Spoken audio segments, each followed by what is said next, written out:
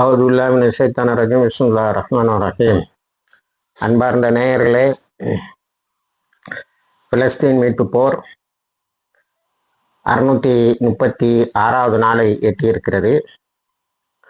இதில் மீண்டும் Iran America என்றே பேசப்படுகிறது. இதில் பெரிய வேடிக்கை என்னவென்று சொன்னால், நான் இதற்கு முந்தைய காணொலியில் ஈரானுடைய படை, ரஷ்யாவினுடைய படை, சைனாவுடைய படை, இந்த மூன்றும் சேர்ந்து ஹர்மோஸ் ஜலசந்தியில் ஒரு எக்ஸசைஸ், ஒரு மிலிட்ரி ட்ரில் நடத்தினாங்கன்னு சொன்னேன். அந்த மிலிட்ரி ட்ரில்ல ஃபயர் லைவ் அம்யூனிஷன்ஸையும் வச்சு நடத்தினாங்க. அதனால அவங்க குண்டு போடுற மாதிரி போடுது, ஒரு கப்பல் எரியிற மாதிரி எரியுது, இதெல்லாம் வந்தது. இதுக்கு central command of American forces பயந்துட்டு ஒரு அறிக்கை விட்டுருக்கு. அது அப்படியே அவங்களுடைய சோசியல் மீடியாவில் ஒரு ட்ரில்லு நடத்தினா அதை நீங்கள் ஒரு ப்ரொஃபஷனலிசம் காட்டணும். அதை என்னவோ நீங்கள் எங்களை தாக்குற மாதிரியே ஒரு ட்ரில் நடத்துறீங்க, எங்களுக்கு பயமாக இருக்காதா? ஆக கேவலமான ஒரு ஸ்டேட்மெண்ட். அடுத்தது, நீங்கள் எப்படி அந்த ட்ரில்லை நடத்தணும்னா மற்றவங்களுக்கு பாதுகாப்பு இருக்கிற அளவில் நடத்தணும். அதுக்காக நடத்துகிறோம் ட்ரில், மிலிட்ரி ட்ரில்லு ஒன்றை பயங்காட்டதுக்காக நடத்துகிறோம். சேஃப்டி, ப்ரொஃபஷனலிசம் இல்லையா, சேஃப்டி இல்லையா.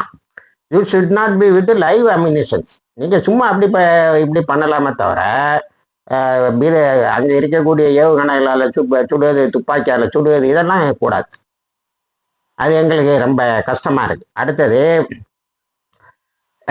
To avoid unnecessary risk. எங்களை போல உள்ளவங்களுக்கு அதிகமான ஆபத்து இல்லாமல் நீங்கள் உங்களுக்கு என்ன செய்யணும், இதை நடத்தணும். To ensure freedom of navigation. நாங்கள் அப்படி போயிட்டு வர்றதுக்கு எங்களுக்கு கொஞ்சம் அதில் போயிட்டு வர உரிமை அதில் பாதுகாக்கப்பட வேண்டும் சொல்லிட்டு கடைசியாக ஒரு 100 ஷிப்பு போகிற இடத்துல நீங்கள் இந்த மாதிரி அழிச்சாட்டியம் பண்ணியெல்லாம் எப்படின்னு கேட்டிருக்காங்க. அதை அவங்களுடைய சோசியல் மீடியாவில் வந்ததை அப்படியே எடுத்து போட்டு, டெக்ஸ்ட்டை அப்படியே எடுத்து போட்டு, நம்ம இராணுவ அனாலிசிஸ், இராணுவ ரீதியாக இதெல்லாம் பார்க்கக்கூடியவங்க என்ன சொல்கிறாங்கன்னா, பெரிய அளவில் ஒரு செய்தியை சொல்கிறாங்க. இதை யார் சொல்கிறா? அமெரிக்காவினுடைய சென்ட்ரல் கமாண்ட். யார்கிட்ட சொல்லுவாங்க? ஐஆர்ஜிசி. ஐஆர்ஜிசியை தான் நான் 4 நாளைக்கு முன்னாடி அது ஒரு டெரரிஸ்ட் ஆர்கனைசேஷனை டெசிக்னேட் பண்ணாங்க.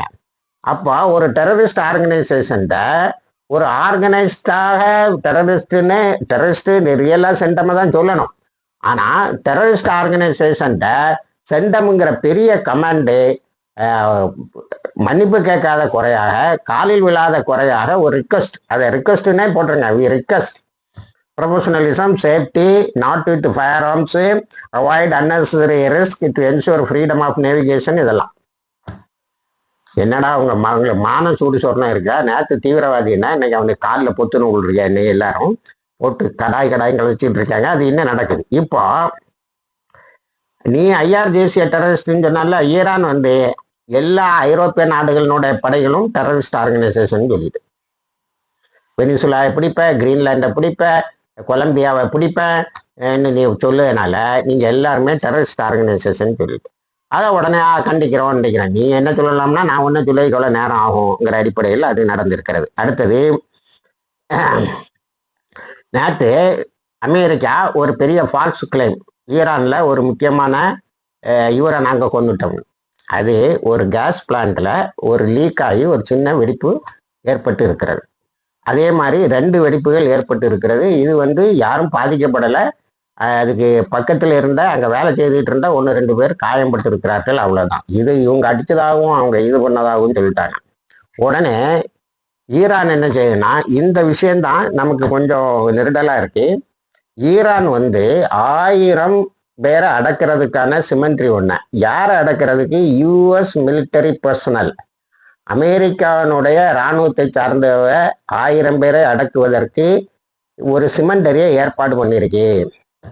அப்போ ஈரான் ஆக்சுவலாக அமெரிக்க இராணுவ வீரர்கள் உள்ள ஈரானை ஆக்கிரமிக்க முயற்சி செய்வாங்கன்னு நினைக்குதுன்னு தானே இதை எடுத்துக்கிட முடியும். அப்போ இது ஒரு ஆபத்தான ஒரு இதுதான். ஆனால் 1000 பேரை புதைக்கிறது சிமெண்ட் ஏற்பாடு பண்ணிட்டேன்னா அங்கே உள்ள ஒரு சோசியல் ஆர்கனைசேஷன், அது ஒரு இன்டர்நேஷனல் ஆர்கனைசேஷன், அதுக்கு காட்டியிருக்காங்க. இது அமெரிக்காவுக்கு சொல்லிருங்கன்னு சொல்லியிருக்காங்க. இது நமக்கு வேற ஒரு செய்தியை அனுப்புது.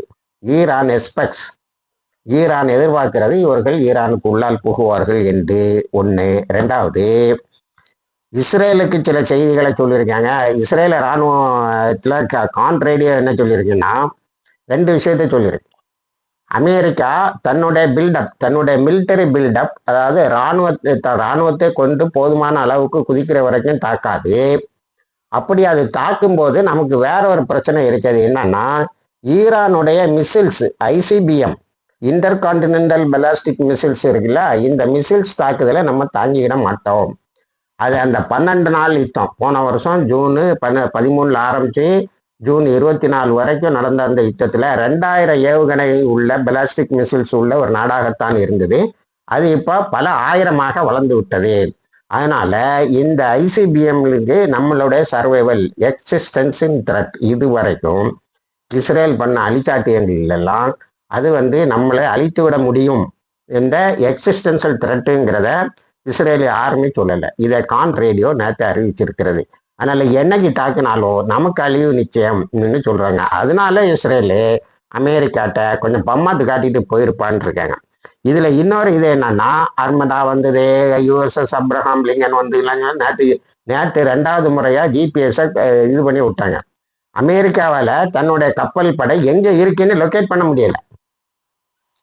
ஈரான்ட கேட்டதுக்கு நீ எது இல்லாம சேர, நானும் என்ன இல்லாம சேரன்னு சொல்லி விட்டாங்க.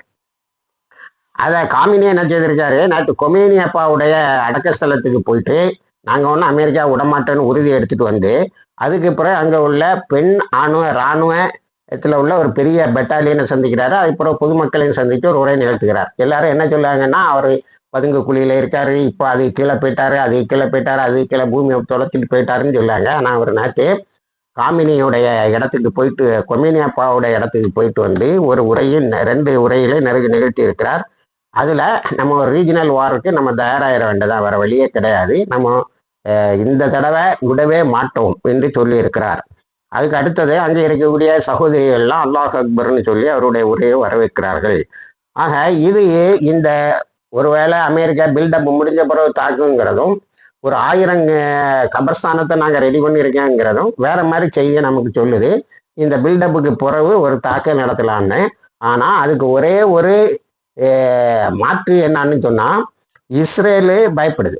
ICBM வச்சு நம்மளை அழிச்சிருவான், அவன் அழிகிறானா இல்லையா, நம்மளை அழிச்சிருவான். அடுத்தது அதோட இஸ்ரேலுக்கு இன்னும் 2 நாடுகள், கத்தர், சவுதி அரேபியா, ஜோர்டான். இஸ்ரேலு, கத்தர், சவுதி அரேபியா, ஜோர்டான், இந்த 3 நாடு தான் இப்போ தூக்கம் எல்லாமே இருக்கு. அமெரிக்கா ஏதாவது முட்டாள்தனமா தாக்கிட்டா நம்ம என்ன செய்வோம்? இப்போ ட்ரம்ப் இன்னைக்கு காலையில் என்ன செய்திருக்காருன்னா, ஐ ஆம் ஹோப்ஃபுல் ஆஃப் ஏ டீல். ஒரு ஒப்பந்தம் போடுறதுக்கு இவ்வளோ கடற்படை கொடுவேன், அதை வருவேன், இதை கொடுவேன், இவ்வளவு செய்யணுமா? நான் உன்கிட்ட ஒரு ஒப்பந்தம் போட விரும்புகிறேன். அவங்க தெளிவாக சொல்லிட்டாங்க, அணு ஆயுதத்தை தயாரிக்க கூடாதுங்கிறது எங்கள் முடிவாக இருக்குமே தவிர ஓ முடிவாக நாங்கள் எங்கே செயல்படுத்த முடியாதுன்றாங்க. அப்போ அதுவும் அடி வாங்கிட்டு இருந்தான் அர்த்தம். அதுக்கு ஒரு ஒப்பந்தம் போடுறதுக்கு இவ்வளவு படைகள் அங்கே தேவையில்லை.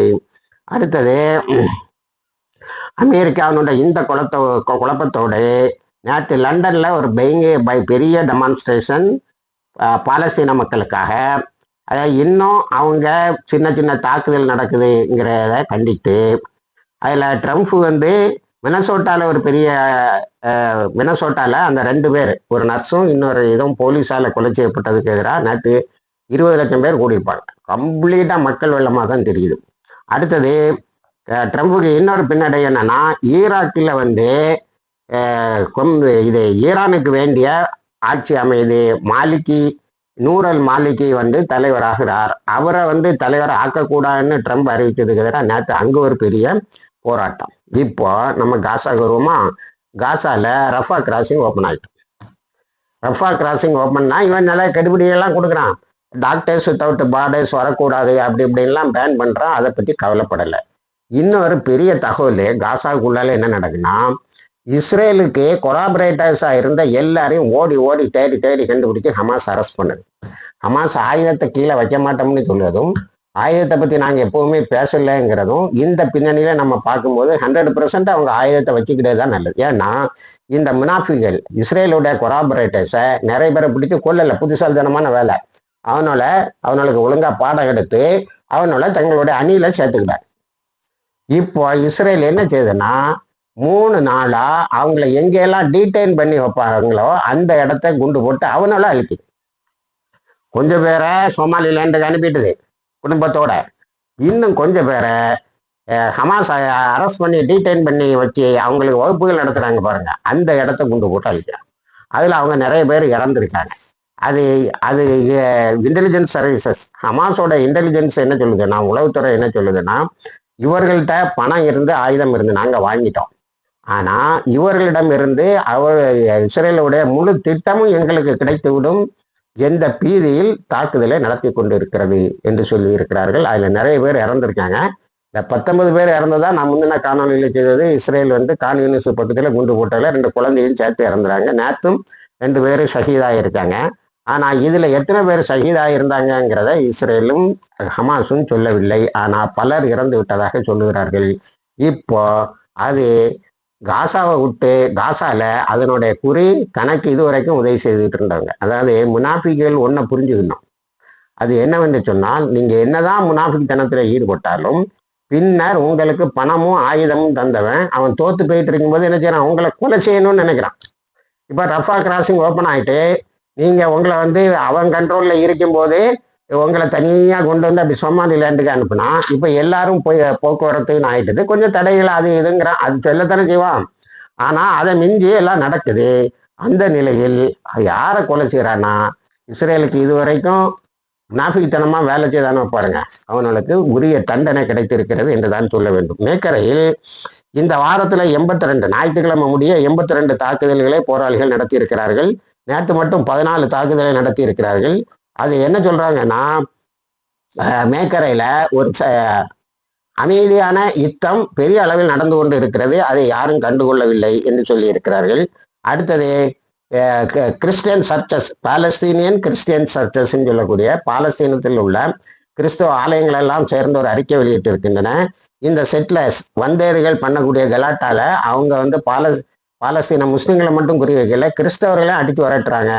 அதனால எங்களுடைய வாழ்வாதாரம், இந்த எக்ஸிஸ்டன்சியல் த்ரெட்டுன்னே சொல்லுவாங்க, நாங்கள் எங்கள் உயிரோடு வாழ முடியுமா, நாங்கள் இனி இங்கே இருப்போமா என்ற அச்சத்தை ஏற்படுத்தி இருக்கிறது என்று ஒப்பாரி வைத்து இருக்கிறார்கள்.